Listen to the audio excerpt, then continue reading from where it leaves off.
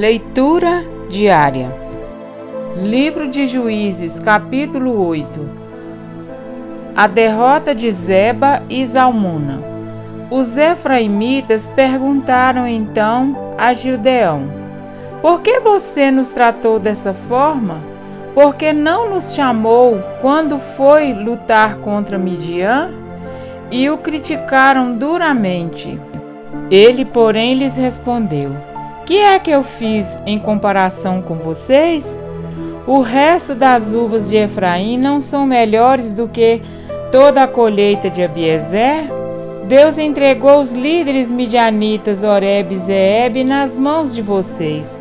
O que pude fazer não se compara com o que vocês fizeram. Diante disso, acalmou-se a indignação deles contra Gideão.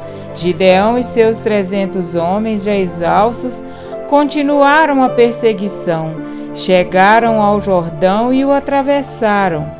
Em Sucote, disse ele aos homens dali: peço-lhes um pouco de pão para as minhas tropas. Os homens estão cansados e eu ainda estou perseguindo os reis de Midian, Zeba e Zalmuna.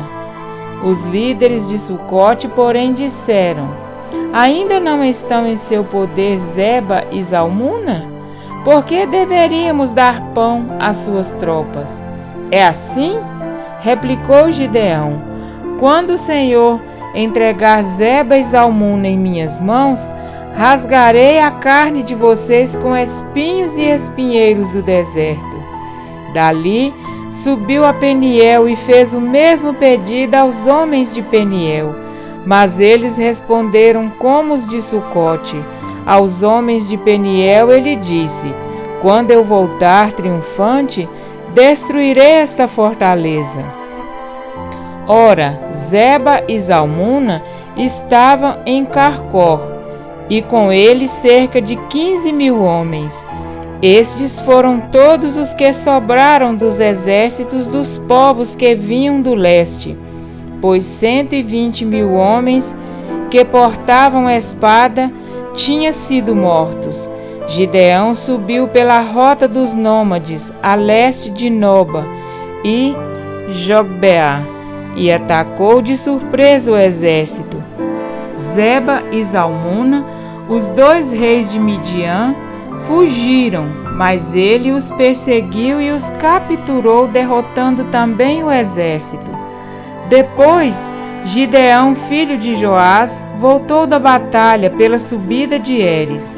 Ele capturou um jovem de Sucote e o interrogou, e o jovem escreveu para Gideão os nomes dos 77 líderes e autoridades da cidade. Gideão foi então a Sucote e disse aos homens de lá: aqui estão Zeba e Zalmuna, acerca dos quais vocês zombaram de mim, dizendo: ainda não estão em seu poder Zeba e Zalmuna? Por que deveríamos dar pão aos seus homens exaustos? Gideão prendeu os líderes da cidade de Sucote, castigando-os com espinhos e espinheiros do deserto. Depois, derrubou a fortaleza de Peniel e matou os homens daquela cidade. Então perguntou a Zeba e a Zalmuna: como eram os homens que vocês mataram em Tabor? Eram como você, responderam. Cada um tinha o porte de um príncipe. Gideão prosseguiu: aqueles homens eram meus irmãos, filhos de minha própria mãe. Juro pelo nome do Senhor que se vocês tivessem poupado a vida deles, eu não mataria vocês. E Gideão voltou-se para Jéter, seu filho mais velho, e lhe disse: mate-os. Jéter, porém, teve medo e não desembainhou a espada, pois era muito jovem. Mas Zeba e Zalmuna disseram: venha, mate-nos você mesmo. Isso exige coragem de homem. Então Gideão avançou e os matou, e tirou os enfeites do pescoço dos camelos deles. O manto sacerdotal de Gideão. Os israelitas disseram a Gideão: reine sobre nós, você, seu filho e seu neto, pois você nos libertou das mãos de Midian. Não reinarei sobre vocês, respondeu-lhes Gideão, nem meu filho reinará sobre vocês. O Senhor reinará sobre vocês. E prosseguiu: só lhes faço um pedido, que cada um de vocês me dê um brinco da sua parte dos despojos. Os ismaelitas costumavam usar brincos de ouro. Eles responderam: de boa vontade os daremos a você. Então estenderam uma capa, e cada homem jogou sobre ela um brinco tirado de seus despojos. O peso dos brincos de ouro chegou a 20,5 quilos, sem contar os enfeites, os pendentes e as roupas de púrpura que os reis de Midian usavam e os colares que estavam no pescoço de seus camelos. Gideão usou o ouro para fazer um manto sacerdotal que ele colocou em sua cidade, em Ofra. Todo Israel prostituiu-se, fazendo dele objeto de adoração, e veio a ser uma armadilha para Gideão e sua família. A morte de Gideão. Assim, Midian foi subjugado pelos israelitas e não tornou a erguer a cabeça. Durante a vida de Gideão, a terra desfrutou paz 40 anos. Jurubaal, filho de Joás, retirou-se e foi para casa, onde ficou morando. Teve 70 filhos, todos gerados por ele, pois tinha muitas mulheres. Sua concubina, que morava em Siquém, também lhe deu um filho, a quem ele deu o nome de Abimeleque. Gideão, filho de Joás, morreu em idade avançada e foi sepultado no túmulo de seu pai Joás, em Ofra dos Abizerritas. Logo depois que Gideão morreu, os israelitas voltaram a prostituir-se com os Baalins, cultuando-os. Ergueram Baal-Berite como seu Deus, e não se lembraram do Senhor, o seu Deus, que os tinha livrado das mãos dos seus inimigos em redor. Também não foram bondosos com a família de Jerubaal, isto é, Gideão, pois não conheceram todo o bem que ele tinha feito a Israel. Amém? Para refletir, quando Gideão e Pura infiltraram-se no acampamento inimigo, ouviram algo impressionante. Um soldado estava contando a um amigo um sonho perturbador, e o amigo deu-lhe esta interpretação: Deus entregou os midianitas e todo o acampamento nas mãos dele. Gideão ficou tão maravilhado que não conseguiu sair do lugar. Ficou ali adorando a Deus, que ele havia providenciado aquela confirmação miraculosa para livrá-lo de todos os seus medos secretos. Agora Gideão estava pronto para ir.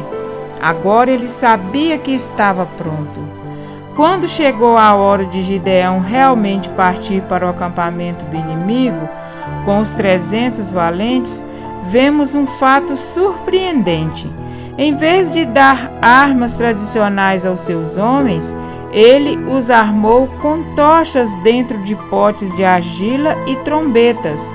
Quando desse o sinal, todos teriam de quebrar os potes e tocar as trombetas, gritando: "A espada, pelo Senhor e por Gideão!" Mas preste atenção, Deus não deu essas instruções diretamente a Gideão. Por iniciativa própria, sob influência do Espírito, ele captou a mente de Deus e teve essa ideia. Que padrão surpreendente de pensamento para um homem que nunca em sua vida tinha ouvido falar de algo além do convencional. Enquanto o exército inimigo fugia, os israelitas das tribos de Naftali, Aser e Manassés foram chamados e perseguiam os midianitas. Gideão enviou mensageiros a todos os montes de Efraim, dizendo: "Desçam para atacar os midianitas e cerquem as águas do Jordão à frente deles. Gideão e seus 300 homens, já exaustos, continuaram a perseguição, chegaram ao Jordão e o atravessaram. Em Sucote, disse ele aos homens dali: peço-lhe um pouco de pão para as minhas tropas. Os homens estão cansados e eu ainda estou perseguindo os reis de Midian, Zeba e Zalmuna. Ora, Zeba e Zalmuna estavam em Carcor, e com eles cerca de 15.000 homens. Estes foram todos os que sobraram dos exércitos dos povos que vinham do leste, pois 120.000 homens que portavam espada tinham sido mortos. Gideão subiu pela rota dos nômades, a leste de Noba e Jogbeá, e atacou de surpresa o exército. Zeba e Zalmuna, os 2 reis de Midian, fugiram, mas ele os perseguiu e os capturou, derrotando também o exército. Gideão teve de batalhar contra o ego e o orgulho dos efraimitas, que se sentiram insultados por não terem sido chamados para a batalha inicial e reclamaram: por que você nos tratou dessa forma? Por que não nos chamou quando foi lutar contra Midian? Depois Gideão teve de lidar com as poderosas forças espirituais do egoísmo, da deslealdade e da incredulidade para com o pequeno exército de Deus. Os homens de Sucote e mais tarde os de Peniel recusaram-se a fornecer pão para a tropa. Eles disseram: ainda não estão em seu poder Zeba e Zalmuna? Por que deveríamos dar pão às suas tropas? É depois da vitória que Satanás costuma lançar o seu ataque mais forte contra os soldados de Deus. No texto em estudo, a derrota de Midian foi só o começo das batalhas espirituais de Gideão. Uma vez conquistada a vitória principal, Gideão teve de enfrentar a maior tentação com que alguém pode deparar no primeiro sucesso. Exaustos, mas pensando que temos o inimigo no bolso, a nossa tendência é colocar os pés para cima, descansar sob os louros e dizer: muito bem, acho que é hora de ir para casa. No entanto, Gideão sabia que o remanescente das tropas inimigas que conseguira escapar tinha o hábito perigoso de ir para casa, reagrupar-se e voltar para vingar-se de maneira ainda mais mortal. Consequentemente, pediu a 4 tribos de Israel que o ajudasse a persegui-los. As 4 tribos o atenderam e obtiveram um êxito considerável. A tribo de Efraim capturou até os 2 líderes principais dos midianitas, Oreb e Zeeb. Entretanto, os líderes de Efraim ficaram extremamente tristes com Gideão por não terem sido convocados para o que consideravam a batalha mais importante.